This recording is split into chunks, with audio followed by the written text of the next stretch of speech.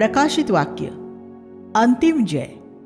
इसमें हम देखेंगे परमेश्वर के बंधुआ मजदूरों के लिए एक प्रकाशन, एक भाई और साथी सेवक, 7 कलीसियाएं।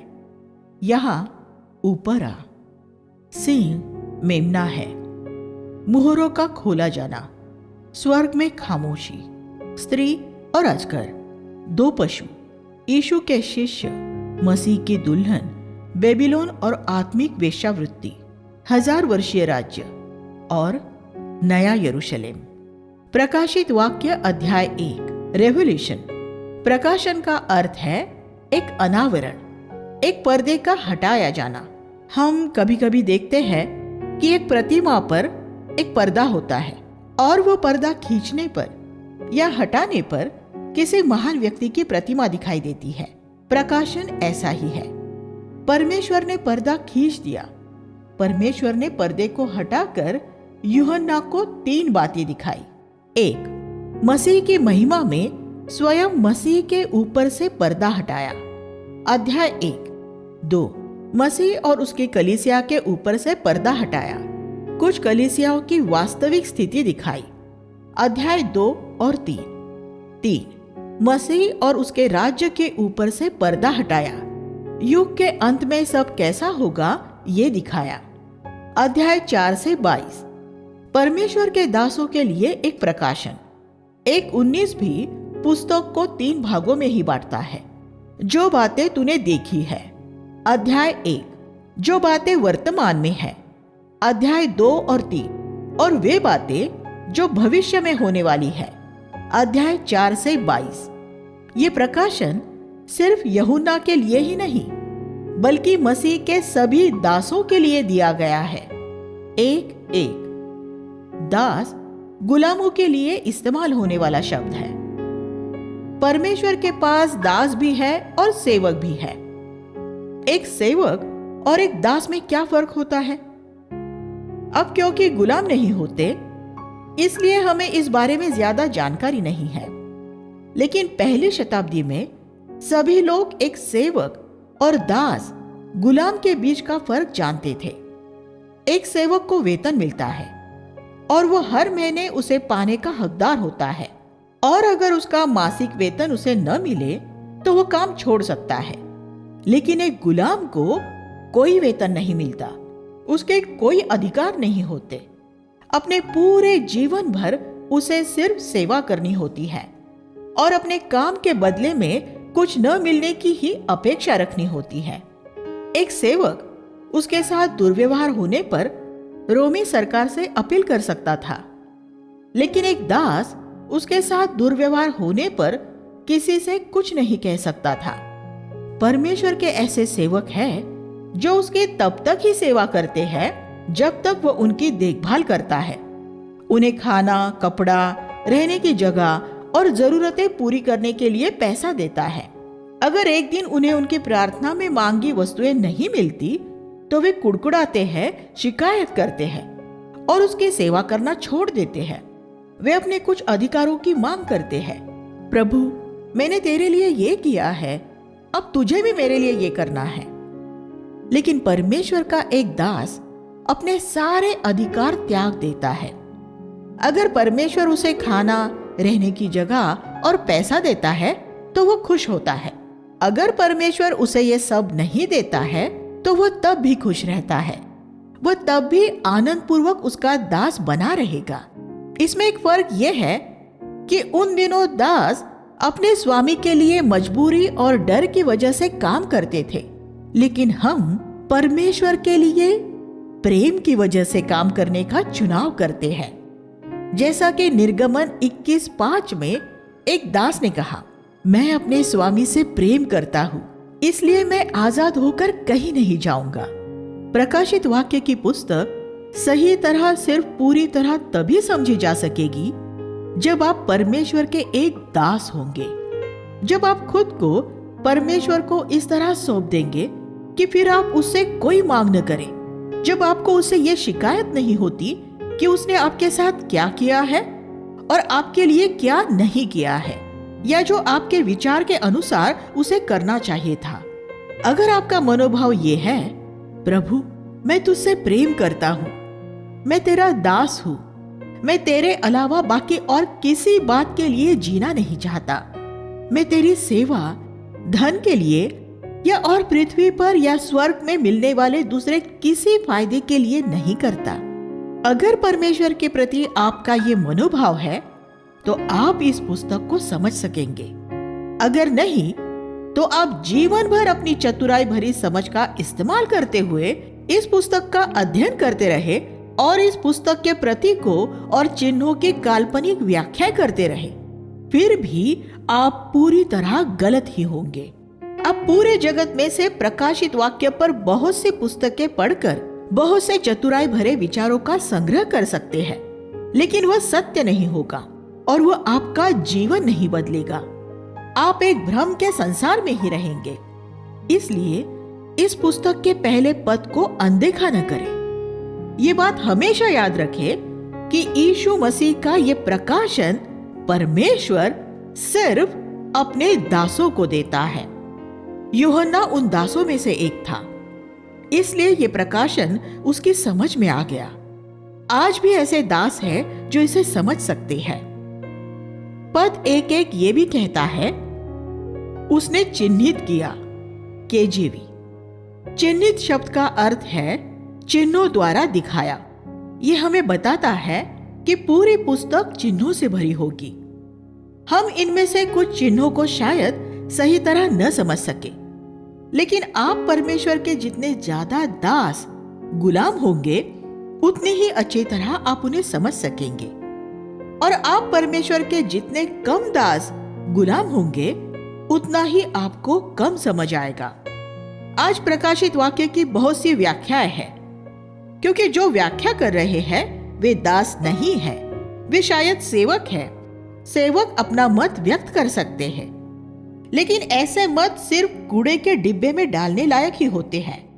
एक दिन में हम पढ़ते हैं, धन्य है वह जो इन नबूवत के वचनों को पढ़ता है और इसमें लिखी बातों का पालन करता है। यहाँ उन लोगों के लिए एक विशेष आशीष की प्रतिज्ञा की गई है जो इस पुस्तक में लिखी बातों को सुनते हैं और उनका पालन करते हैं। अब आप देख सकते हैं कि शैतान क्यों ज्यादातर मसीहों को इस पुस्तक को पढ़ने से रोकना चाहता है। यहाँ ऐसा नहीं लिखा है, धन्य है वे जो इस पुस्तक को समझते हैं। नहीं, ये आशीष उनके लिए है जो इसकी आज्ञा का पालन करते हैं। अगर आप इस पुस्तक में दी गई प्रभु की आज्ञाओं का पालन करते हैं तो इससे कोई फर्क नहीं पड़ता कि इसके सारी नबूवतें आपको समझ में नहीं आती। प्रकाशित वाक्य की पुस्तक हमें भविष्य के रेखा चित्र चार्ट्स बनाने के लिए नहीं दी गई है। मैंने बाइबल के शिक्षकों द्वारा रेखा चित्रों की मदद से बहुत सी परिकल्पनाओं की प्रस्तुति देखी है, जिसमें यह सिखाया जाता है कि कलीसिया को कैसे आकाश में उठाया जाएगा, रैप्चर, और ये कि कैसे सातों कलीसियाएं पहली शताब्दी से लेकर 21वीं शताब्दी तक के समय कालों के विभिन्न चित्रण हैं। मैंने ये भी देखा है कि इन रेखा चित्रों का अध्ययन करने वाले आपस में कैसे लड़ते हैं। वे पाप पर जयवंत नहीं हुए हैं, बल्कि वे एक पाप से हारी हुई जिंदगी बिताते हैं। ऐसे रेखा चित्र कूड़े के डिब्बे में डालने लायक है। आपको इस पुस्तक की नबूवतों की व्याख्या जानने की नहीं, बल्कि ये जानने की जरूरत है कि जो आज्ञाएं प्रभु ने इसमें दी है उनका पालन कैसे किया जाए। जब आपको इसमें ऐसे पद मिले जिन्हें आप समझ नहीं पाते तो उन्हें छोड़ दें, और जो आप समझ सकते हैं उसका पालन करें। यूहन्ना सातों कलीसियाओं को यीशु मसीह की ओर से लिखता है, जो पृथ्वी के राजाओं का शासक है। 1:5, और वह फौरन उसके दूसरे आगमन के बारे में लिखता है। देखो, वह बादलों के साथ आने वाला है। 1:7, जब मसीह आएगा तो गुप्त रूप में नहीं आएगा, वह वैसे ही आएगा जैसे उसने स्वयं कहा था। जैसे बिजली आकाश के एक छोर से दूसरे छोर तक चमकती है कि सभी देख सके। मत्ती 24:27। महाक्लेश से पहले कलीसिया को आकाश में गुप्त रूप में नहीं उठाया जाएगा, जैसा कि बहुत लोग मानते हैं।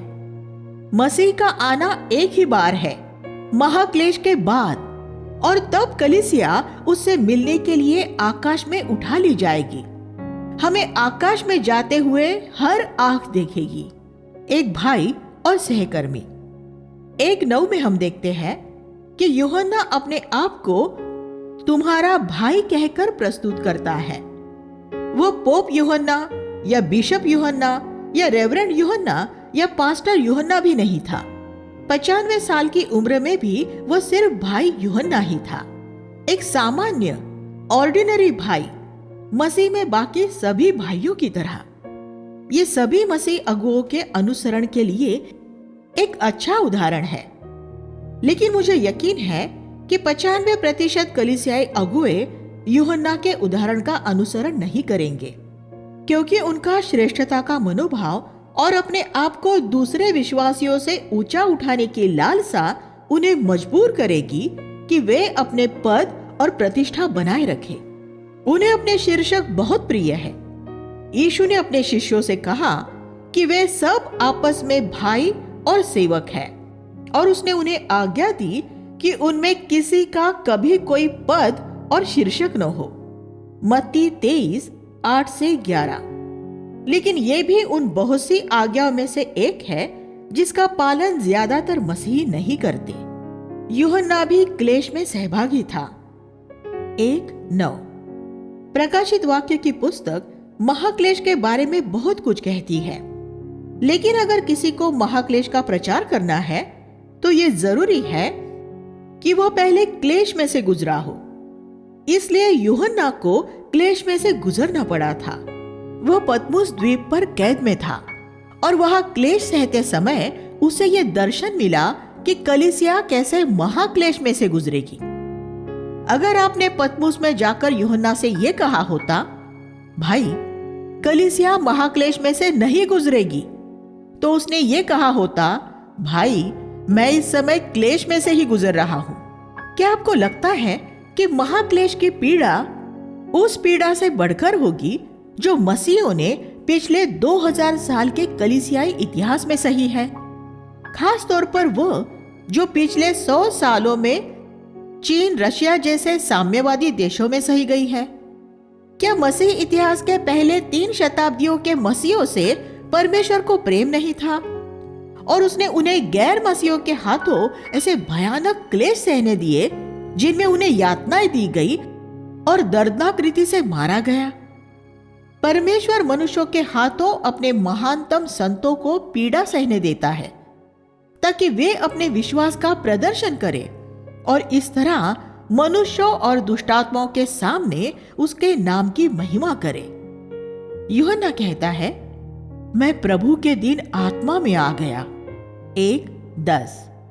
जब हम आत्मा में होते हैं, सिर्फ तभी हम परमेश्वर द्वारा प्रकट की जाने वाली बातें समझ सकते हैं। मैंने तुरही की सी आवाज वाला एक बड़ा शब्द सुना। 1:10। जब हम आत्मा में होते हैं तब परमेश्वर का शब्द हमें ऊंची आवाज में और स्पष्ट सुनाई देता है। अगर आप आत्मा में नहीं होंगे तो आपको कुछ भी सुनाई नहीं देगा। आजकल हवा में बहुत सी आवाजें हैं, शोर वाला संगीत, झूठी शिक्षाएं, झूठे धर्मों के प्रचारक इत्यादि। इन्हें सुनने के लिए आपको सिर्फ एक रेडियो लेकर उस ध्वनि पथ में उनके साथ जुड़ जाना होता है। इसी तरह जब हमारे हृदय में हम पवित्र आत्मा के ध्वनि पथ में आकर उसके साथ जुड़ जाते हैं, जिसका अर्थ है कि परमेश्वर और मनुष्यों के सामने हमारा विवेक शुद्ध है, तब हमें परमेश्वर की आवाज तुरही जैसी ऊंचे स्वर में सुनाई देगी। यूहन्ना ने ऐसे ही सुना था। प्रभु ने यूहन्ना से कहा कि उसने जो कुछ सुना है उसे लिख ले और 7 कलीसिया को भेज दे। यूहन्ना एजियन सागर के पतमुस नामक एक पथरीले द्वीप पर था, जो इफिसुस से लगभग 100 किलोमीटर दूर दक्षिण पश्चिम दिशा में था। यूहन्ना से यह कहा गया कि वह इफिसुस की कलीसिया को संदेश भेजे। इफिसुस के 100 किलोमीटर की ही दूरी पर उत्तर दिशा में स्पुर्ना था। स्पुर्ना के उत्तर पश्चिम में 40 किलोमीटर की दूरी पर पिरगमुन था। पिरगमुन के दक्षिण पूर्व में लगभग 100 किलोमीटर की दूरी पर थुआतीरा था। उसके दक्षिण दिशा में 40 किलोमीटर दूर सरदीस था और उसके दक्षिण पूर्व में लगभग 40 किलोमीटर दूर फिलाडेल्फिया था और इसके दक्षिण पूर्व में लौदीकिया था, जो इफिसुस से लगभग 100 किलोमीटर की दूरी पर था। इस तरह ये सभी कलीसियाएं लगभग 100 किलोमीटर की परिधि में ही थी, लेकिन फिर भी ये किसी एक धर्ममत का हिस्सा नहीं थी। वे सभी स्वतंत्र कलीसियाएं थी। उन सब के ऊपर राज करने वाला कोई बिशप नहीं था। हर एक कलीसिया के अपने प्राचीन थे। जब प्रेरितों ने पहली शताब्दी में कलीसियाओं की स्थापना की थी, तब सभी कलीसियाएं ऐसी ही थी। वे कलीसियाएं क्योंकि स्वतंत्र थी, इसलिए एक कलीसिया की बुराई दूसरी कलीसिया में नहीं फैल सकती थी। लेकिन अगर वे सभी एक ही धर्म मत में होती और उनमें से एक कलीसिया भ्रष्ट होती, तो उस धर्म मत की बाकी सभी कलीसियाएं भी भ्रष्ट हो जाती। अगर एक बिशप भटक जाता, तो वो उसकी अधीनता वाली सारी कलीसियाओं को भी भ्रष्ट कर देता।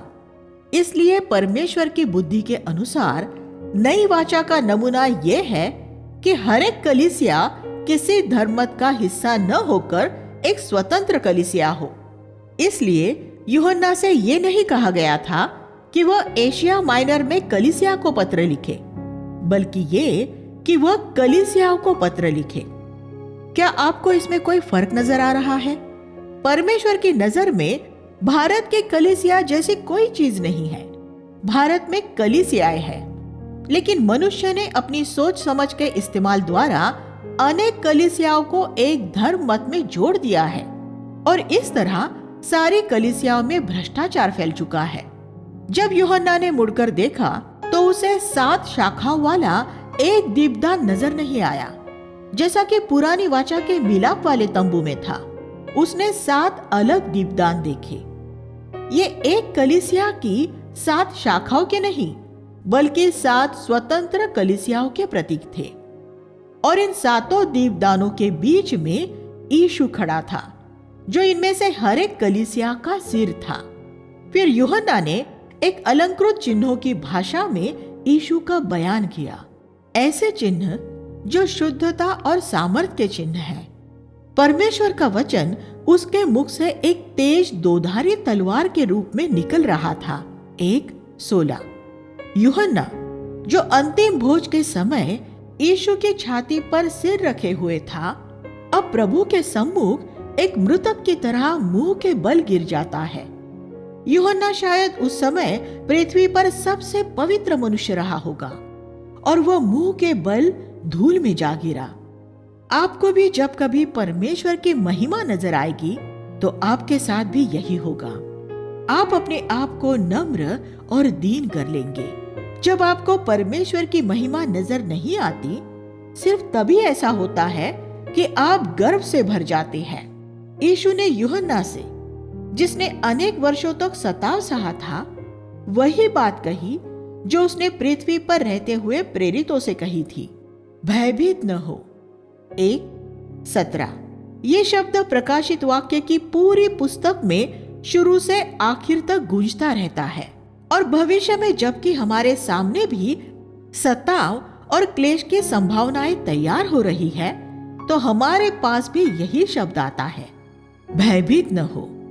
मेरी महिमा को देख, अपने सताने वालों की बातों को भूल जा। मैं ही प्रथम और अंतिम हूं। उन लोगों से मत डर जो तुझे सताने के लिए आते हैं। मैं जीवित हूं। मैं जो मर गया था अब जीवित हूं। मृत्यु की कुंजी मेरे पास है। जब मैं उसके द्वार को नहीं खोलूंगा, तब तक तू उसमें से होकर नहीं गुजरेगा। इसलिए भयभीत न हो। परंपरा के अनुसार हमें यह जानकारी मिलती है कि यूहन्ना की हत्या नहीं हुई थी। वह एक भरपूर आयु में प्राकृतिक मृत्यु से मरा था, क्योंकि उसके लिए मृत्यु का द्वार कैसे और कब खोलना था, यह फैसला यीशु ने किया था। यीशु ही है जो ये फैसला करेगा कि आपको और मुझे सुसमाचार की खातिर भारत में शहीद होना है या हमें एक प्राकृतिक मृत्यु से मरना है। हमारे लिए ये फैसला हमें सताने वाला कोई गैर मसीह नहीं करेगा। हमारे प्रभु ने ये पहले ही तय कर दिया है कि वो हमें उसके पास कैसे बुलाएगा। ये उसने अपनी पुस्तक में पहले ही लिख दिया है। मृत्यु की कुंजी उसके पास है। मैं भयभीत नहीं हूं और आपको भी भयभीत नहीं होना चाहिए। अगर हम पहले अपने जी उठे प्रभु का ये दर्शन नहीं पाएंगे तो महाक्लेश के दिनों में हमारे लिए विश्वास योग्य रहते हुए परमेश्वर की सेवा करना असंभव हो जाएगा। इससे पहले कि हम अपने आसपास की बातों को देखें, हमें पहले यीशु को उसकी महिमा में देखना होगा। इससे पहले कि यूहन्ना अपने आसपास की कलीसियाओं की विश्वास से भटक जाने की दशा को देखता, उसे पहले यीशु की महिमा को देखना जरूरी था, वरना वह हताश हो जाता। जब मैं किसी कलीसिया को विश्वास से भटकी हुई दशा में देखता हूँ तो मैं कहता हूँ, प्रभु पहले मुझे तेरी महिमा का दर्शन पाने दे, तब मैं हताश नहीं होऊंगा। 7 कलीसियाएं। प्रभु ने फिर यूहन्ना को बताया कि उसके हाथ में जो 7 तारे थे वे 7 कलीसियाओं के दूत थे। 1:20। यूनानी भाषा में स्वर्गदूत और संदेशवाहक के लिए एक ही शब्द है, एंजेलोस। हर एक कलीसिया के 2-3 प्राचीनों में से जिसके पास भी वचन के प्रचार का दान था, उसे दूत कहा गया है। यूहन्ना से कहा गया कि वह हर एक कलीसिया के दूत को लिखे और उसे और उसकी कलीसिया दोनों को संदेश दे। 7 दीपदान 7 कलीसियाओं के प्रतीक थे और उनमें से हर एक कलीसिया सीधे तौर पर स्वयं प्रभु की अधीनता में थी। कोई बिशप उन कलीसियाओं का अधिकारी नहीं था। अगर कोई बिशप होता तो यीशु ने यूहन्ना से उस बिशप को लिखने के लिए कहा होता और फिर वो उन 7 कलीसियाओं में उन पत्रों को वितरित करता। लेकिन यूहन्ना को हर एक कलीसिया के हर एक दूत को अलग पत्र लिखना पड़ा था। ये नई कलीसिया का नमूना है। हर एक कलीसिया अपने अगुओं की अगुवाई में स्वतंत्र है। अगर आप एक प्रेरित है तो आप पौलुस की तरह उन कलीसियाओं के आत्मिक पिता हो सकते हैं जिनकी स्थापना आपने की है कि जरूरत पड़ने पर आप उन्हें मार्गदर्शन और शिक्षा दे सके। लेकिन हर एक कलीसिया को सीधे प्रभु से जुड़े होना चाहिए जो उसका सिर है। अध्याय 2 और 3 में हम 7 कलीसियाओं के बारे में पढ़ते हैं। उनमें से 2 की आत्मिक दशा अच्छी थी, लेकिन 5 कलीसियाएं बुरी तरह विश्वास से भटक गई थी। प्रेम रहित कलीसिया। इफिसुस की कलीसिया प्रेम रहित कलीसिया थी। उसके प्राचीन में और कलीसिया में बहुत सी अच्छी बातें थी। 2:2 उनके काम, परिश्रम और धैर्य सब बहुत अच्छा था। वे अपने बीच दुष्ट मनुष्यों को नहीं सहते थे, जिसका अर्थ है कि वे पाप का न्याय करते थे। वे झूठे शिक्षकों को भी नहीं सहते थे, जिसका अर्थ है कि वे अपने बीच झूठी शिक्षा का भी पर्दाफाश करते थे। इसके अलावा उन्होंने प्रभु के नाम की वजह से बहुत दुख भी उठाया था और अपना धीरज नहीं खोया था। 2:3 कोई भी ऐसी कलीसिया को देखकर यही सोचेगा कि वो एक अद्भुत कलीसिया थी, जिसके जीवन में शुद्धता थी, शिक्षा में शुद्धता थी, जो धीरज से पीड़ाओं को सहने वाली, परिश्रम करने वाली और यीशु के नाम को ऊंचा उठाने वाली थी। लेकिन प्रभु ने उनसे कहा कि यह सब व्यर्थ था, क्योंकि कलीसिया ने उससे पहले के समान प्रेम करना छोड़ दिया था। 2:4 क्या अब आप ये देख सकते हैं कि प्रभु को पूरे हृदय से प्रेम करना कितना जरूरी है? अगर स्वयं प्रभु के लिए आपके अंदर मनोवेग से भरा प्रेम नहीं है तो आपके द्वारा प्रभु के लिए किया गया सारा काम शून्य है। प्रभु ने उनसे कहा कि वे गिर गए हैं। क्या आप ये कल्पना कर सकते हैं कि एक ऐसा प्राचीन जो जीवन और धर्म सिद्धांत की शुद्धता के लिए संघर्ष कर रहा हो और जो प्रभु के लिए कठोर परिश्रम कर रहा हो, वह भी मार्ग से भटका हुआ हो सकता है। वह इसलिए भटक गया था क्योंकि उसने प्रभु के लिए अपना प्रेम खो दिया था। वह गिर गया था। पहले वह जो कुछ करता था वो प्रभु के लिए एक उत्साह भरे प्रेम में से आता था, लेकिन अब ऐसा नहीं था। अब वह सारा काम एक दिनचर्या जैसा हो गया था। वह अपनी जगह से गिर गया था और अब उसे मन फिराने की जरूरत थी।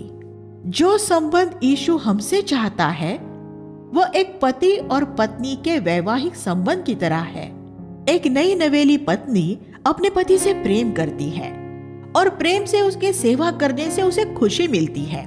विवाह के पहले वर्ष में वह घर में कड़ा परिश्रम करती है, खाना पकाती है, कपड़े धोती है और घर को साफ रखती है और अपने पति के काम पर से लौटने का इंतजार करती है।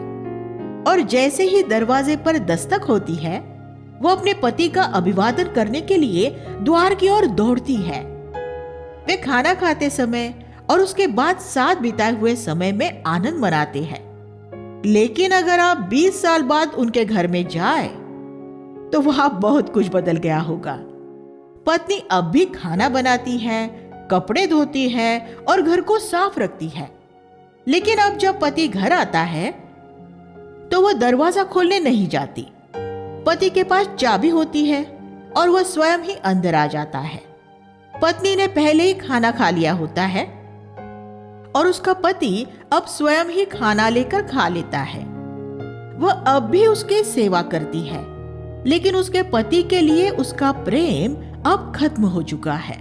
इफिसुस के प्राचीन और उसकी कलीसिया के साथ भी ऐसा ही हुआ था। और अगर आप और मैं भी प्रभु के लिए अपने प्रेम को जतन करके नहीं रखेंगे तो हमारे साथ भी यही हो सकता है।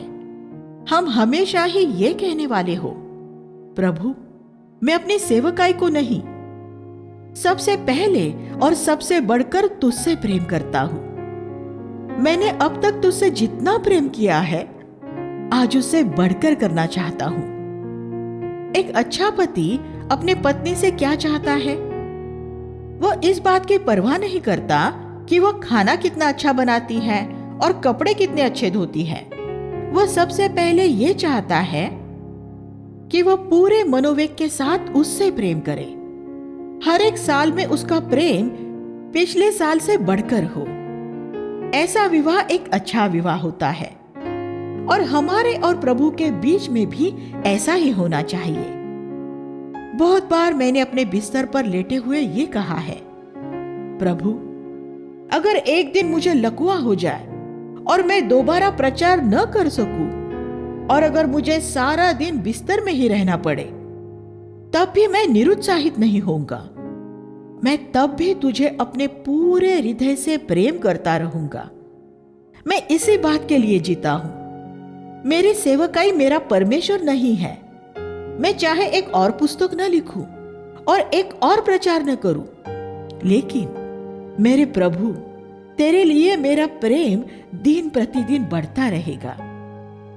अगर आपके साथ ऐसा होता है तो प्रभु के लिए आपकी सेवा आनंद और जय से भरी रहेगी। प्रभु ने हर एक कलीसिया को लिखे पत्र का अंत एक ऐसे संदेश के साथ किया जो जय पाने वाले लोगों के लिए था।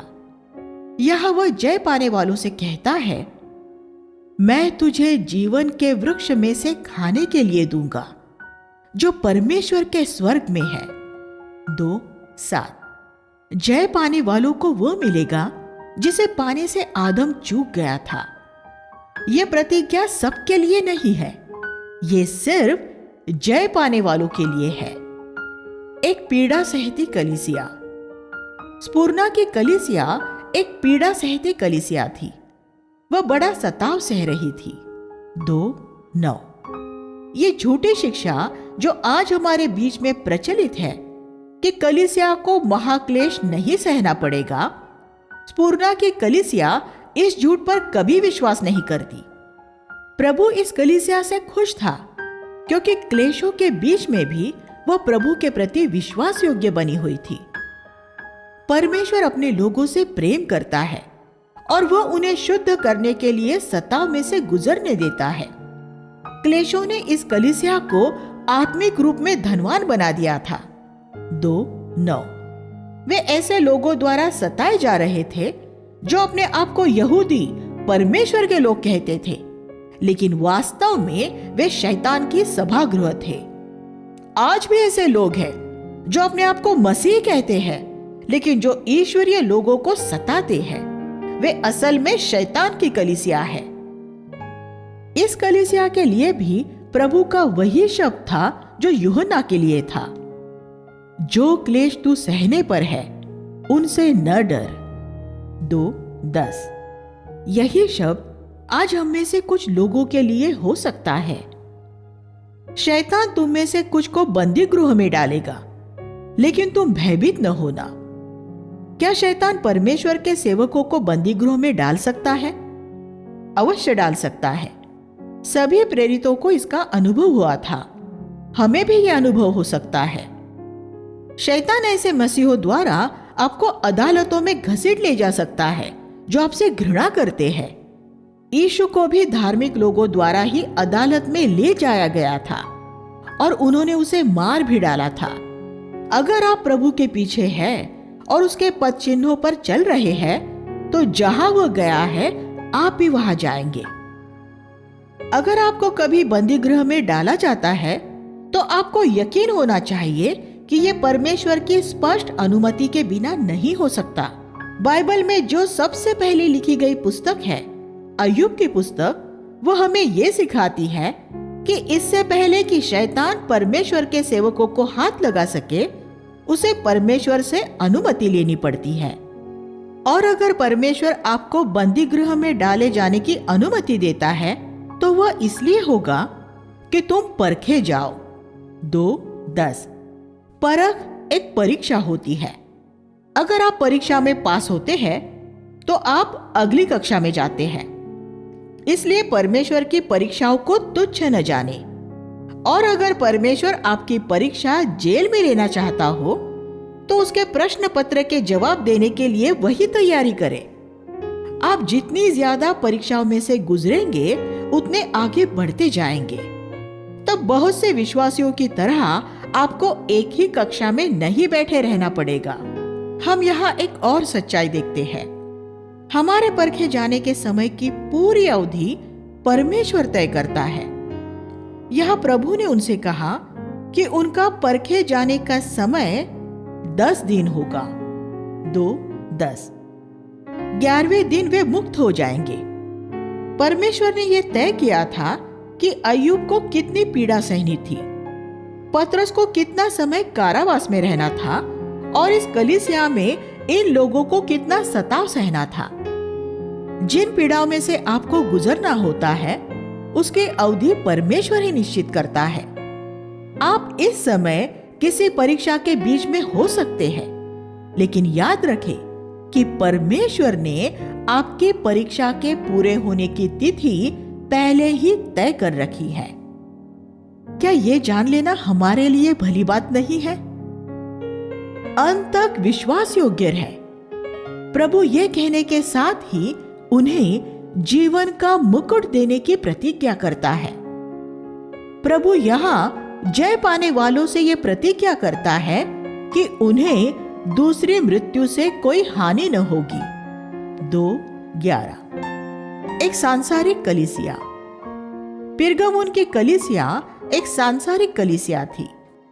प्रभु ने उनसे कहा, मैं जानता हूं कि तू वहां रहता है जहां शैतान का सिंहासन है। 2:13 इससे यह संकेत मिलता है कि शैतान के उस नगर में विशेष दिलचस्पी थी। शैतान अपना सिंहासन हर जगह नहीं लगाता। उसका सिंहासन एक जगह होता है और वहां से वह अपनी दुष्टात्माओं को सब जगह भेजता है। उन दिनों शैतान का सिंहासन परगमुन में लगा हुआ था। इसकी एक वजह शायद ये थी कि उस नगर में अंतिपास नामक परमेश्वर का एक बड़ा विश्वास योग्य दास रहता था। 2:13 जब शैतान ने यह देखा कि अंतिपास पूरे हृदय से परमेश्वर को समर्पित है, तो उसे सताने के लिए उसने अपना सिंहासन उस नगर में लगा लिया था। अंतिपास जरूर उस कलीसिया का प्राचीन रहा होगा, जिसने अपने विश्वास योग्य जीवन और प्रचार द्वारा कलीसिया को शुद्ध बनाए रखा होगा। प्रभु ने उसे मेरा साक्षी, मेरा विश्वसनीय दास कहकर संबोधित किया था। शैतान ने आखिर में उसे मार डाला, लेकिन यह तभी संभव हुआ जब प्रभु ने उसके लिए मृत्यु का द्वार खोला, क्योंकि मृत्यु की कुंजियां हमारे प्रभु के पास है। 1:18। यीशु ने ही स्तिफनुस के लिए और यूहन्ना से पहले मरने वाले सभी प्रेरितों के लिए मृत्यु का द्वार खोला था। अंतिपास की मृत्यु के बाद पिरगमुन की कलीसिया में भी वही हुआ जो एक कलीसिया के ईश्वरीय भक्त के मृत्यु के बाद अक्सर अनेक कलीसियाओं में होता है। उसका आत्मिक पतन शुरू हो गया। कभी कभी परमेश्वर की कलीसिया सिर्फ एक ही ईश्वरीय भक्त के ऊपर टिकी होती है। अंतिपास के जाने के बाद बाकी सभी प्राचीन उसी तरह पाप के साथ समझौता करने वाले हो गए, जैसे पौलुस के जाने के बाद इफिसुस में हुआ था। प्रेरितों 20, 29 और 30। अब पिरगमुन की कलीसिया बिलाम की शिक्षा पर चलने वाली बन गई थी। इसका अर्थ है कि उन्होंने भी बिलाम की तरह धन के पीछे भागना शुरू कर दिया था और अपने बीच अनैतिकता की अनुमति दे दी थी। कलीसिया में कुछ लोग निकुलइयों की शिक्षा पर चलने लगे थे। हम नहीं जानते कि उनकी शिक्षा क्या थी, लेकिन परमेश्वर को उस शिक्षा से घृणा थी। प्रभु ने उन्हें चेतावनी दी कि अगर उन्होंने मन नहीं फिराया तो वह उनका न्याय करने के लिए आने वाला था। 2:16। उनके बीच जो जय पाने वाले थे, प्रभु ने उन्हें कुछ गुप्त प्रकाशन, छुपा हुआ मन्ना देने की प्रतिज्ञा की। वह सबके लिए नहीं था, और वह उन्हें एक श्वेत पत्थर भी देने वाला था, हीरे की वैवाहिक अंगूठी की तरह, जिस पर उनका एक नया नाम लिखा होगा। 2:17।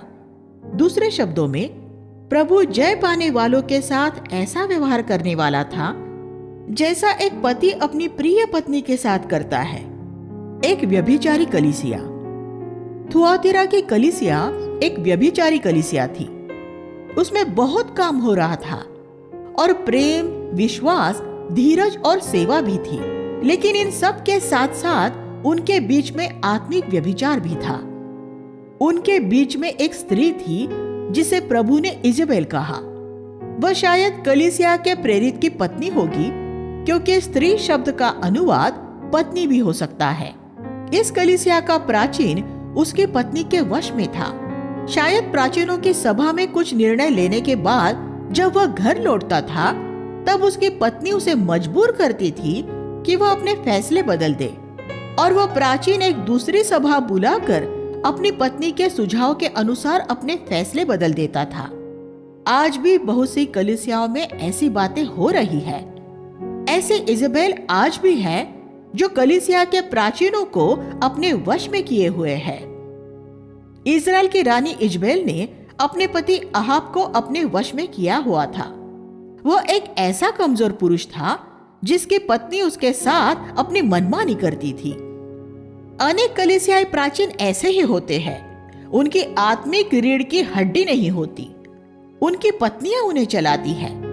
इजेबेल के समय में इजराइल में ऐसे 7,000 लोग थे जिन्होंने मूर्तियों की पूजा नहीं की थी, लेकिन इजेबेल को उनमें से किसी का कोई डर नहीं था। वह सिर्फ एक पुरुष से डरती थी, एलिया से। इजेबेल वास्तव में एक बहुत शक्तिशाली स्त्री थी। आज कलीसियाओं में भी कुछ ऐसी शक्तिशाली स्त्रियां हैं और उन्हें उनकी हद में रखने के लिए एलिया जैसे कुछ और लोगों की जरूरत है। एक प्राचीन के रूप में, अगर आप ऐसी शक्तिशाली स्त्रियों को उनकी हद में रखने के लिए एलिया की तरह दृढ़ नहीं होंगे, तो आपकी कलीसिया का अंत भी थुआतीरा के व्यभिचारी कलीसिया की तरह ही होगा। इस स्त्री ने कलीसिया को सब तरह की सांसारिकता से भर दिया था, और प्रभु ने यह चेतावनी दी कि जो उसकी शिक्षाओं को मानेंगे, जिसे उसने शैतान की गहरी बातें कहा, उन्हें वो कठोर दंड देगा। 2:22-24। जय पाने वालों को आत्मिक अधिकार दिए जाने की प्रतिज्ञा की गई, जैसा एलिया के पास था, और वो लोहे का राजदंड लिए हुए उन पर राज्य करेगा। 2:26-27। एक पाखंडी कलीसिया। सरदिस की कलीसिया एक पाखंडी कलीसिया थी। वह एक जीवित कलीसिया के रूप में जानी जाती थी, लेकिन असल में वह आत्मिक रूप में मरी हुई थी। उसके प्राचीन ने प्रचार द्वारा अपने लिए बड़ा नाम कमा लिया था। उसके शिक्षा के सारे धर्म सिद्धांत सुसमाचार के अनुसार थे, लेकिन उसका जीवन उसकी शिक्षा के साथ सुसंगत नहीं था। वह एक समझौता करने वाला व्यक्ति था। वह सिर्फ अपने नाम और लोकप्रियता के आधार पर ही जी रहा था। लेकिन प्रभु ने देखा कि उसकी कलीसिया में कुछ ऐसे भाई थे, शायद युवा भाई, जो उत्साही और शुद्ध थे, जिन्होंने अपने वस्त्र मैले नहीं किए थे और जो अपने प्राचीन से ज्यादा आत्मिक थे। 3:4। जय पाने वालों से यह प्रतिज्ञा की गई कि उन्हें श्वेत वस्त्र दिए जाएंगे। 3:5। जो जयवंत नहीं होते, उन्हें यह चेतावनी दी गई है कि उनके नाम जीवन की पुस्तक में से मिटाए जा सकते हैं। 3:5। इस तरह के ऐसे अनेक पद हैं जो ये प्रमाणित करते हैं कि एक बार उद्धार, हमेशा के लिए उद्धार की शिक्षा शैतान द्वारा तैयार की गई एक झूठी शिक्षा है। फिर भी अनेक मसीही ऐसे पदों को अनदेखा करते हुए इस शिक्षा पर विश्वास करते हैं और इसका प्रचार भी करते हैं। एक विश्वास योग्य कलीसिया। फिलाडेल्फिया की कलीसिया विश्वास योग्य कलीसिया थी। उसके प्राचीन विश्वास योग्य थे, इसलिए कलीसिया भी विश्वास योग्य थी।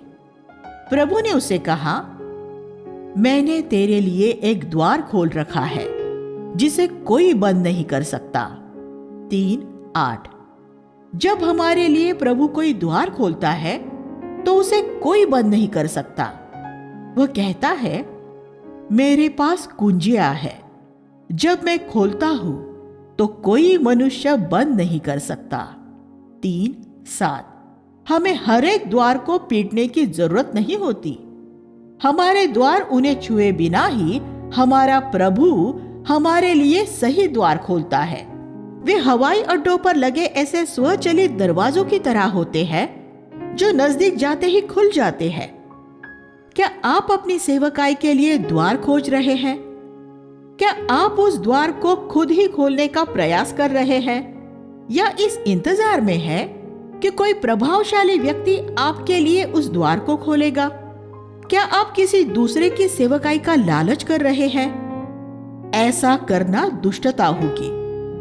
छोटी छोटी बातों में परमेश्वर के प्रति विश्वास योग्य रहे और वह सही समय पर आपके लिए सेवकाई के सही द्वार खोलेगा। फिर आप बहुत से गलत द्वारों में से गुजरने द्वारा अपना समय और जीवन बर्बाद नहीं करेंगे। परमेश्वर में भरोसा रखें और आपके लिए उसे ही द्वार खोलने दे, और तब वह आपको एक एक करके उन जगहों में ले जाएगा जिनकी योजना उसने आपके लिए बना रखी है। मुझे याद है कि जब मैं एक बार एक देश में जाने की तैयारी कर रहा था तो प्रभु ने मुझसे कहा, वहां किसी को अपने जाने के बारे में सूचित न करना, बस चला जा। मैं चला गया और वहां कोई सेवकाई किए बिना ही वापस लौट आया। प्रभु ने मुझे परखा कि मैं आज्ञा पालन करता हूं या नहीं। फिर अगली बार जब मैं उस देश में गया तो प्रभु ने मेरे लिए ऐसे द्वार भी खोल दिए जिन्हें मैं जानता भी नहीं था। ये वे जगह थी जहां प्रभु मुझे ले जाना चाहता था। तब मैंने देखा कि अपनी सर्वसत्ता में परमेश्वर सही द्वार खोलता है। पिछली बार अगर अपने लिए कुछ सेवकाई तैयार करने की कोशिश में मैं कुछ द्वार खोलता तो मैं अपने लिए परमेश्वर की इच्छा से पूरी तरह चूक जाता। इसलिए किसी जगह में जबरदस्ती प्रवेश करने की कोशिश न करें। परमेश्वर की प्रतीक्षा करने वाले बने और अपने लिए उसे ही सही द्वार खोलने दे। फिलाडेल्फिया के उन लोगों की तरह आपका बल भी थोड़ा ही हो सकता है, लेकिन अगर आप परमेश्वर के वचन का पालन करेंगे तो प्रभु ऐसा होने देगा कि आपके शत्रु भी ये जान लेंगे कि वह आपसे प्रेम करता है। 3, 8 और 9। फिर प्रभु ने इस कलीसिया से कहा, मैं शीघ्र आने वाला हूं। जो कुछ तेरे पास है उसे थामे रह कि कोई तेरा मुकुट छीन न ले। 3:11। जब प्रभु हमें एक सेवकाई दे तो उसे पूरा करने में हमें विश्वास योग्य रहना चाहिए, वरना प्रभु हमारी वह सेवकाई लेकर किसी और को दे देगा और उस व्यक्ति को फिर वह मुकुट मिल जाएगा जो आपके लिए था। उसे अपना और आपका दोनों का मुकुट मिल जाएगा। इसलिए विश्वास योग्य रहे। जो जय पाएंगे उन्हें प्रभु अपने मंदिर में स्तंभ बनाएगा। 3:12। स्तंभ भी एक भवन को सीधा खड़ा रखते हैं। जब शिमशोन ने 2 स्तंभ खींच लिए थे तो पूरा भवन धराशायी हो गया था। कई बार सिर्फ 2 प्राचीन ही एक कलीसिया को संभाले रहते हैं। जब वे मर जाते हैं तो कलीसिया भी मर जाती है। परमेश्वर अपनी कलीसिया में बहुत से स्तंभ चाहता है। अगर आप अपने विचारों में और अपने निजी जीवन में पाप पर जय पाना चाहेंगे तो आप भी एक स्तंभ बन सकते हैं। एक घमंडी कलीसिया। लौदीकिया की कलीसिया एक घमंडी कलीसिया थी। यहाँ एक ऐसा प्राचीन और एक ऐसी कलीसिया थी जो आत्मिक रूप में पूरी तरह मृतक दशा में होते हुए भी अपने आप में पूरी तरह संतुष्ट थे। वे पूरी तरह ठंडे, मतलब पूरी तरह सांसारिक नहीं हो गए थे, लेकिन वे परमेश्वर के लिए सरगर्म भी नहीं थे। वे निरुत्साही और गुनगुने हो गए थे, जिसका अर्थ है कि पाप के प्रति उनकी मनोदशा लापरवाही भरी हो गई थी। प्रभु ऐसे प्राचीनों और ऐसे कलीसियाओं को अपने मुंह में से उगल देता है। 3, 15 और 16। एक प्राचीन को कलीसिया के लिए परमेश्वर का मुख और उसका प्रवक्ता होना चाहिए, लेकिन परमेश्वर इस मनुष्य को अस्वीकार कर रहा था। एक समय में वह परमेश्वर का प्रवक्ता था जो कलीसिया के लिए नबूवत का शब्द बोलता था, लेकिन फिर वह लापरवाह हो गया और विश्वास से भटक गया और अब उसने पवित्र आत्मा का अभिषेक और आग को खो दिया था। परमेश्वर अब उसके किसी गलत धर्म सिद्धांत के लिए नहीं, बल्कि सिर्फ इसलिए उसे अस्वीकार कर रहा था क्योंकि वह परमेश्वर के लिए सरगर्म नहीं था। हमें या तो पूरी तरह संसार के लिए या पूरी तरह परमेश्वर के लिए जीना चाहिए। हम आधे यहाँ और आधे वहां नहीं हो सकते। यीशु मसीह के नाम को भारत में सबसे ज्यादा कौन बदनाम करता है?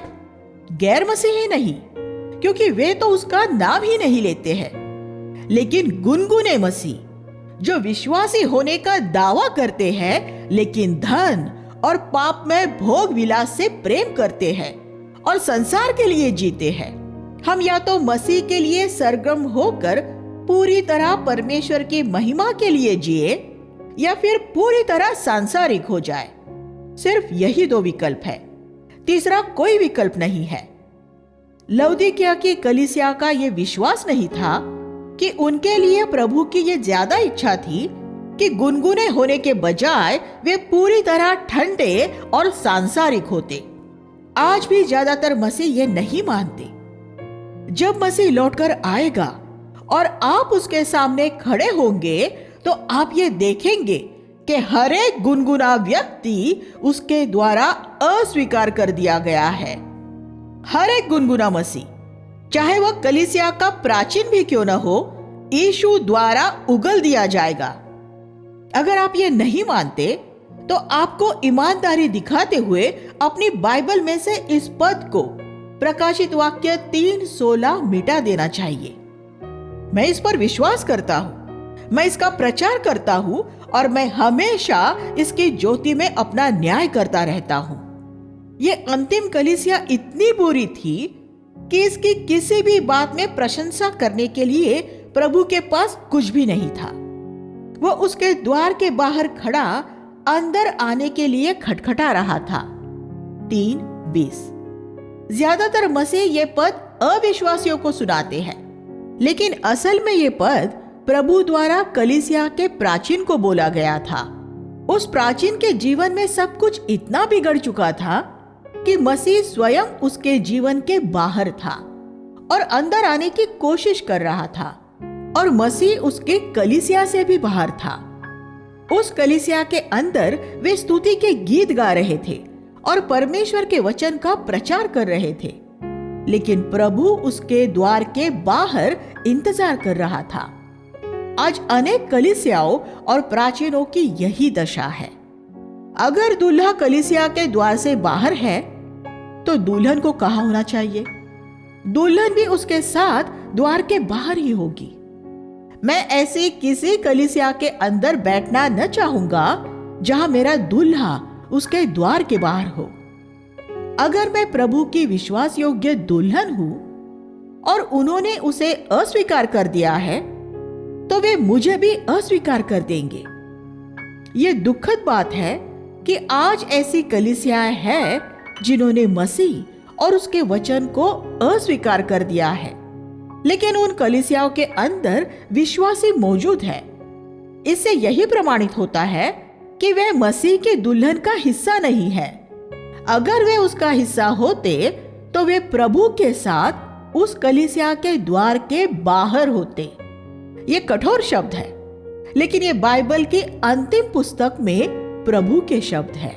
जय पाने वाले के लिए ये प्रतिज्ञा है कि वह यीशु के साथ उसके सिंहासन पर बैठेगा। वैसे ही जैसे यीशु जय पाने के बाद पिता के साथ उसके सिंहासन पर बैठा है। 3:21। ये पद हमें स्पष्ट बताता है कि यीशु ने भी अपनी देह में रहने के दिनों में जय पाई थी। उसने स्वयं कहा था कि उसने संसार को जीत लिया है। यूहन्ना 16:33। उसे प्रलोभनों के खिलाफ युद्ध करना पड़ा था और वह युद्ध करते हुए जीता था। युद्ध किए बिना कोई जीत नहीं होती। यीशु ने अपने पृथ्वी के जीवन में लड़ाइयां लड़ी थी और वह हर एक लड़ाई में जीता था। इस वजह से उसे ऊंचा उठाया गया है और वो अपने पिता के सिंहासन पर जा बैठा है। 3:21। अब वह हमें उत्साहित करता है कि हम अपनी लड़ाइयां लड़े और उनमें जीत हासिल करें, और वह हमसे प्रतिज्ञा करता है कि वह हमें अपने सिंहासन पर उसके साथ बैठाएगा। हमें उसी रास्ते से जाना है जिससे वह गया है। सातों कलीसियाओं को दिए गए संदेशों में प्रभु हर एक कलीसिया में जय पाने वालों से विशेष रूप से बात करता है। प्रभु का अपनी कलीसिया के लिए अंतिम संदेश क्या है? यीशु ने अपने संदेश की शुरुआत अविश्वासियों से मन फिराने के लिए ये कहते हुए की थी, मन फिराओ क्योंकि स्वर्ग का राज्य निकट आ गया है। मत्ती 4:17। और प्रकाशित वाक्य अध्याय 2 और 3 में कलीसिया के लिए उसका अंतिम संदेश भी वही है, मन फिराओ। कलीसियाओं के प्राचीनों, अपने मन फिराओ।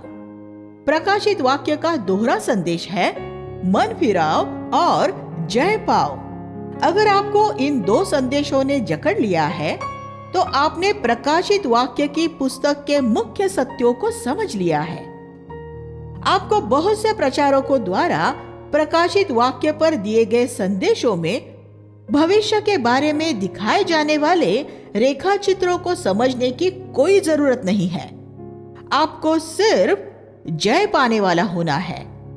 इन रेखा चित्रों का अध्ययन करने वाले बहुत से लोग जय पाने वाले नहीं हैं। परमेश्वर के वचन को सिर्फ समझना नहीं, बल्कि उसका पालन करना महत्वपूर्ण बात है। आप सरदीस के उन थोड़े से लोगों की तरह हो जिन्होंने अपने वस्त्र अशुद्ध नहीं किए थे। यहाँ ऊपर आ 4:1 में प्रभु यूहन्ना से कहता है, यहाँ ऊपर आ और मैं तुझे उन बातों को दिखाऊंगा जो भविष्य में होने वाली है। यहाँ से प्रभु यूहन्ना को फिर कुछ ऐसी बातें दिखानी शुरू करता है जो भविष्य में होने वाली है। प्रभु के पृथ्वी पर लौटने से कुछ ही समय पहले होने वाली इस युग के अंत की बातें। ये एक सुंदर शब्द है, यहाँ ऊपर आ। अगर हमें भविष्य में मसीहों पर आने वाले सताव का सामना करने के लिए सशक्त होना है तो हमें यीशु के इस शब्द को सुनना चाहिए, यहाँ ऊपर आ जहां मैं हूं और सब कुछ मेरे स्वर्गीय नजरिए से देख। फिर हम नहीं डरेंगे। लेकिन अगर हम पृथ्वी के दृष्टिकोण से देखेंगे तो हम भयभीत हो जाएंगे। अध्याय 4 में प्रकाशित वाक्य में दी गई स्वर्ग की 7 झलकों में से हम पहली झलक पाते हैं। प्रकाशित वाक्य में हम 7 आत्माओं, 7 तुरहियों, 7 मोहरों, 7 कटोरों के साथ हम स्वर्ग की 7 झलकें भी पाते हैं। यहाँ नजर आने वाली स्वर्ग की हर एक झलक में हम ये देखते हैं कि सभी लोग प्रभु की स्तुति और आराधना कर रहे हैं। स्वर्ग ऐसा है। अगर आपको स्वर्ग जाने की तैयारी करनी है तो आपको अभी परमेश्वर की स्तुति और आराधना करना शुरू कर देनी चाहिए, क्योंकि यही स्वर्ग की आत्मा है। सर्वशक्तिशाली परमेश्वर अपने सिंहासन पर विराजमान है।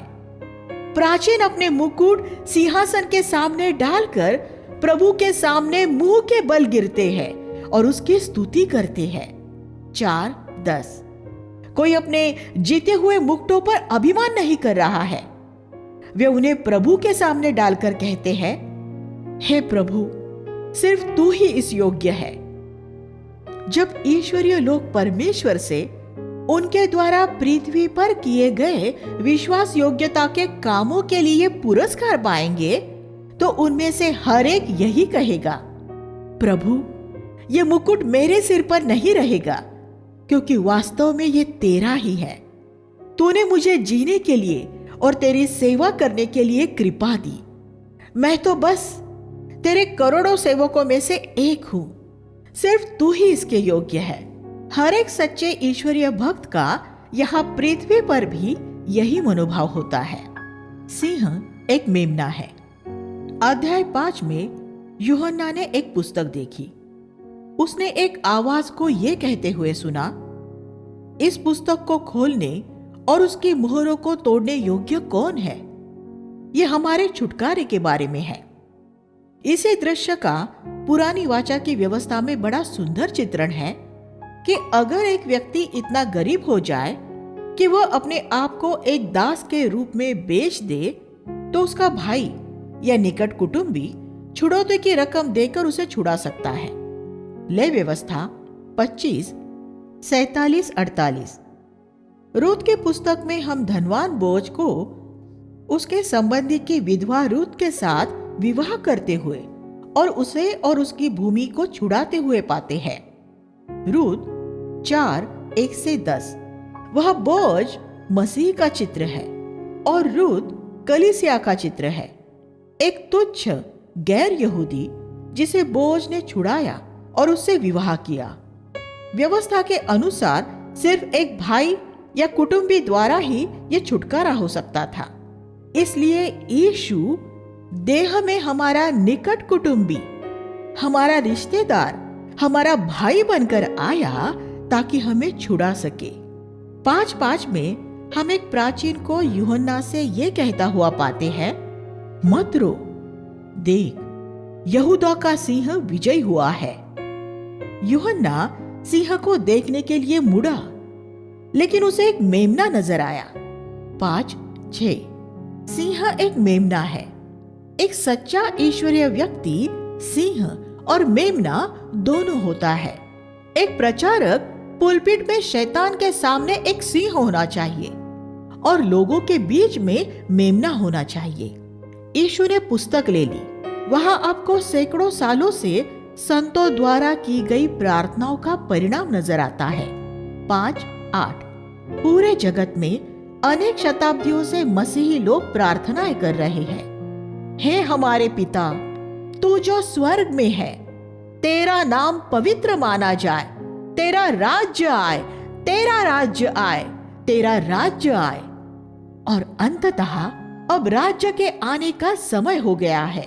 कोई प्रार्थना व्यर्थ नहीं गई है, न तो 1900 साल पहले की गई प्रार्थनाएं और न ही आज की गई प्रार्थनाएं। एक ईमानदार विश्वासी द्वारा की गई कोई भी प्रार्थना कभी व्यर्थ नहीं होती। वे सब सुगंधमय द्रव्यों के समान परमेश्वर के पास पहुंचती है और उनका जवाब आता है। फिर वे एक नया गीत गाते हैं तो इस योग्य है। नया का अर्थ है हमेशा तरोताजा। स्वर्ग में वे कभी ये गीत गाने से नहीं थकते कि वे यीशु के लहू से खरीदे गए हैं। मेरी आशा है कि आप भी ये गाने से नहीं थकेंगे।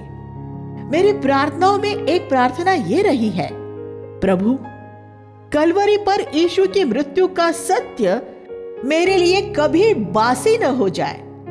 मैं चाहता हूं कि जब भी मैं कलवरी की सूली का और मुझ जैसे घिनौने पापी को छुड़ाने वाले यीशु के उस अद्भुत प्रेम का गीत गाऊं तो मेरे लिए हमेशा तरोताजा रहे।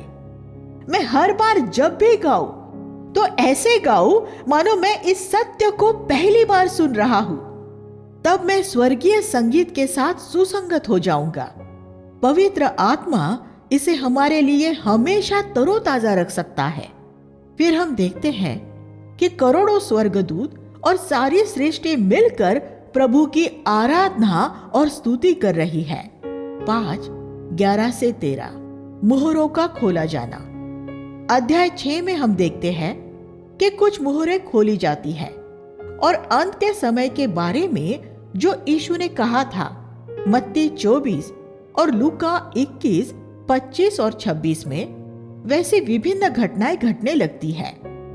जब पहली मुहर खोली गई तो एक श्वेत घोड़े पर एक सवार निकला और उसे एक मुकुट दिया गया। 6:2 ये मसीह का प्रतीक नहीं हो सकता, क्योंकि मसीह के स्वयं के बहुत मुकुट है, जबकि इस व्यक्ति को एक मुकुट दिया गया है। ये मसीह विरोधी है, जो श्वेत घोड़े पर आने द्वारा मसीह होने का दिखावा कर रहा है। जब दूसरी मुहर खोली जाती है तो हम एक लाल घोड़ा देखते हैं। यह युद्ध का चित्र है। 6:4 अंत के दिनों में पृथ्वी पर से शांति ले ली जाएगी। जब तीसरी मुहर खोली जाती है तो हम एक काला घोड़ा देखते हैं, जिसके सवार के हाथ में एक तराजू था और वो कह रहा था, गेहूं की ये कीमत है और जौ की ये कीमत है, तेल और दाखरस को हम हाथ नहीं लगाएंगे। ये अकाल का चित्र है।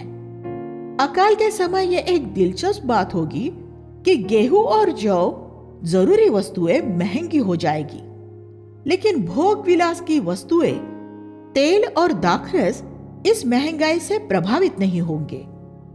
इसका अर्थ यह है कि ऐसे अकाल में धनवानों को नहीं, निर्धनों को तकलीफ होगी।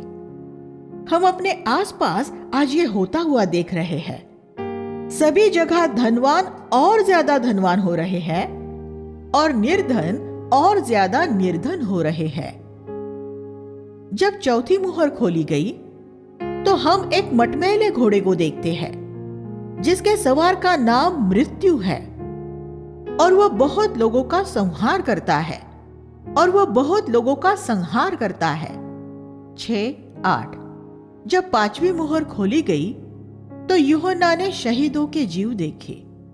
वे सभी ईश्वरीय भक्त जो हाबिल के समय से सताए और मारे गए हैं।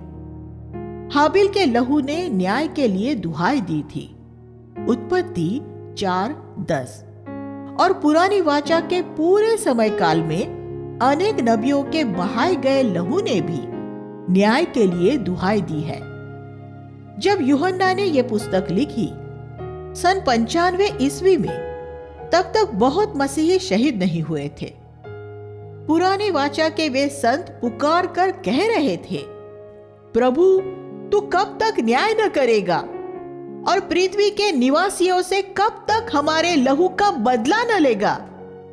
6:10 उनसे थोड़ी देर और इंतजार करने के लिए कहा गया, क्योंकि कुछ और शहीदों का लहू बहाया जाना बाकी था। अब हम देख सकते हैं कि उन्हें इंतजार करते हुए 2000 वर्ष हो गए हैं। मरने वाले शहीदों की एक निश्चित संख्या है, 6:11। जैसे उद्धार पाने वालों की एक निश्चित संख्या है जिनके नाम जीवन की पुस्तक में लिखे हैं, वैसे ही मसीह के लौटने से पहले एक दूसरी सूची भी है। वे मसीह साक्षी जिन्हें मारा जाना है। अगर हमारा नाम इस दूसरी सूची में होगा तो यह बड़े गौरव की बात होगी। जब इस सूची का अंतिम व्यक्ति मारा जाएगा तब यीशु आ जाएगा। जब यीशु ने छठी मुहर खोली तो एक बड़ा भूकंप हुआ।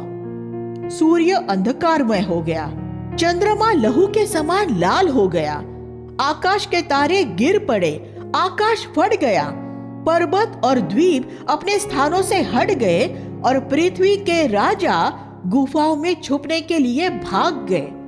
6:12-16 पृथ्वी के शक्तिशाली लोग भयभीत और निर्बल हो गए, क्योंकि परमेश्वर के न्याय करने का समय आ गया था। इन 6 मुहरों में हम युगों के अंत की एक उड़ती हुई झलक देखते हैं। प्रकाशित वाक्य की पुस्तक क्रमानुसार नहीं लिखी गई है। यहाँ हम अंत के समय की घटनाओं का एक विहंगम नजारा देखते हैं और इसके बाद हमें इनका विस्तृत विवरण दिया गया है। बाद में हमें एक बार फिर घटनाओं का विहंगम दृश्य दिखाया गया है और उसके बाद उनका विस्तृत विवरण दिया गया है। अध्याय 7 उस समय को दर्शाता है जब महाक्लेश शुरू होने वाला है और ये 2 भागों में बांटा हुआ है। पहला भाग इज़राइल के बारे में है, 7:1-8। इज़राइल के उद्धार पाए वे लोग जो यीशु को अपने मुक्तिदाता के रूप में नहीं जानते, लेकिन जो परमेश्वर का भय मानने वाले लोग हैं। उनका प्रतिनिधित्व विभिन्न गोत्रों के 1,44,000 लोगों द्वारा किया गया है। ये एक प्रतीकात्मक संख्या है। हमें अध्याय 1 के चिन्हित शब्द को याद रखने की जरूरत है। ये इजरायली लोगों में से एक छोटे समूह को चिन्हित करता है। 1948 में इजराइल उस देश में लौट आया जिसकी प्रतिज्ञा परमेश्वर ने उनके पूर्वज अब्राहम से की थी। यीशु ने अंजीर के पेड़ में, जो इजराइल का प्रतीक है, पत्ते आने की बात की थी। उसमें कोई फल नहीं, सिर्फ पत्ते ही होंगे। ये 1948 में शुरू हुआ था और 1967 में इजराइल ने एक कदम आगे बढ़ते हुए यरूशलेम को भी फिर से अपने अधिकार में ले लिया था। ये सब यीशु द्वारा 1900 साल पहले की गई नबूवतों के अनुसार पूरा हुआ था। उसने कहा था कि यरूशलेम पर गैर यहूदी तब तक राज करेंगे जब तक कि उनका समय पूरा न हो जाएगा। लूका 21:24। जब यीशु यरूशलेम में था तब उस पर रोमी राज कर रहे थे और तब से 1967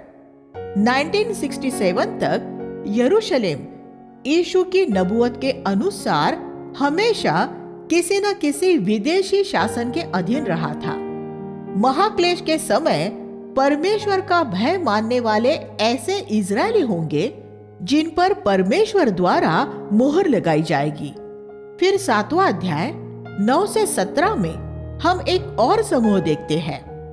हर एक कुल, भाषा और जाति के लोगों का एक विशाल जनसमूह जो एक कलीसिया है, और हम वो अगले भाग में देखेंगे। हे स्वर्गीय पिता, भविष्य के इस अद्भुत दृष्टांत के लिए हम आपका धन्यवाद करते हैं। हम प्रार्थना करते हैं कि ये हमारे दिलों को झंझोड़ कर रख दे। हम यीशु के नाम में प्रार्थना करते हैं, आमीन।